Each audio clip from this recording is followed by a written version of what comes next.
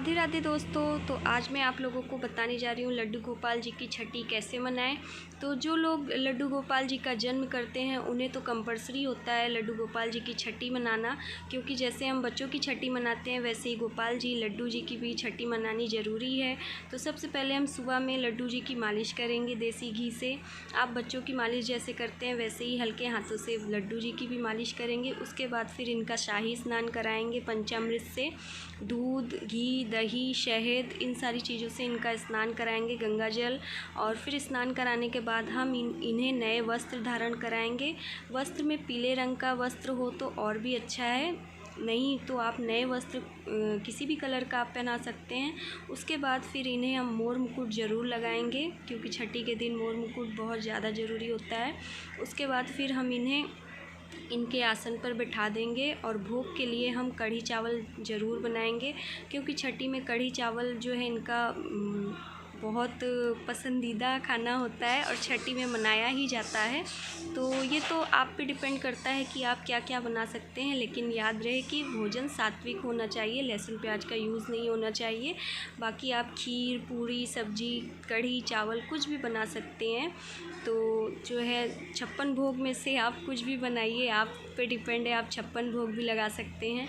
तो उसके बाद फिर हम जो है देसी घी का दीपक जलाएंगे। दीपक से ही हमें, जैसे बच्चों के लिए हम काजल पारते हैं वैसे ही काजल पारना है। उसके बाद हम लड्डू गोपाल जी को बिल्कुल हल्के हाथों से ठंडा करके काजल लगाएंगे, और काजल लगाने के बाद इन्हें उस दिन झूला भी झूलाना ज़रूरी होता है। वैसे तो जो है लड्डू जी की छठी तो हम भादो मास में किसी भी दिन मना सकते हैं, लेकिन आप वैसे तो ये 2 दिन हो गया है। वैसे तो बहुत लोगों को 31 तारीख को भी जन्माष्टमी स्टार्ट हो गई थी। तो छठी का ये है कि आप 5 को मनाएं या 4 को मनाएं।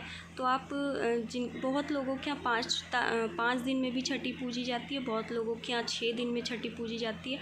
तो ये आप 4 को भी मना सकते हैं, 5 को भी, लेकिन जो मेन है वो सैटरडे को है छठी। तो ये आप पे डिपेंड है कि आप किस दिन मनाते हैं। उसके बाद फिर इन्हें झूला झुलाना भी उस दिन बहुत ज़रूरी होता है, क्योंकि हम बच्चे को जब सारी चीज़ करते हैं तो छठी वाले दिन उन्हें नए वस्त्र, सारी चीज़, जैसे हम घर में बच्चों की छठी मनाते हैं वैसे ही हम लड्डू जी की भी छठी मनाएंगे। और गोपाल जी को तो माखन का भोग ज़रूर लगाइएगा, क्योंकि जन्म वाले दिन जैसे हम सारी चीज़ों का तैयारियां करते हैं वैसे ही छठी वाले दिन भी हमें तैयारियां करनी चाहिए। और छठी में जितनी चीज़ें बनाई जाएं, भोग लगाई जाएं, उतना ही कम होता है। तभी तो बोलते हैं ना, छठी में ये नहीं खाया, लगता है इसकी छठी में ये नहीं पड़ा। तो आप सारी चीज़ें बना सकते हैं तो आप सारी चीज़ें बनाएं। और माखन मिश्री तो बहुत ही प्रिय है लड्डू जी को, तो दही, माखन, मिश्री, ये सारी चीज़ें ज़रूर आप लगाएं भोग में। और उसके बाद तो भादो मास में तो आप किसी भी दिन छठी मना सकते हैं, क्योंकि जब यशोदा मैया थी वो भी 6 दिन में छठी नहीं मनाई थी, 1 साल के बाद छठी कान्हा जी की मनाई थी। क्योंकि जब कान्हा जी हुए थे तो जब कंस ने उनकी मृत्यु के लिए घोषणा की थी तो यशोदा मैया उन्हें छिपा दी थी। छिपाने के बाद वो उनका छठी मनाना भूल गई थी, तो उसके 1 साल बाद यशोदा मैया ने कान्हा जी की छठी मनाई थी। तो आप भादो मास में किसी भी दिन इनकी छठी मना सकते हैं। 1 माह के अंदर आप भादो मास में किसी भी दिन इनकी छठी मना सकते हैं। तो ये मेरी छोटी सी शेयरिंग थी आप लोगों के साथ। आई होप आप लोगों को अच्छी लगी हो।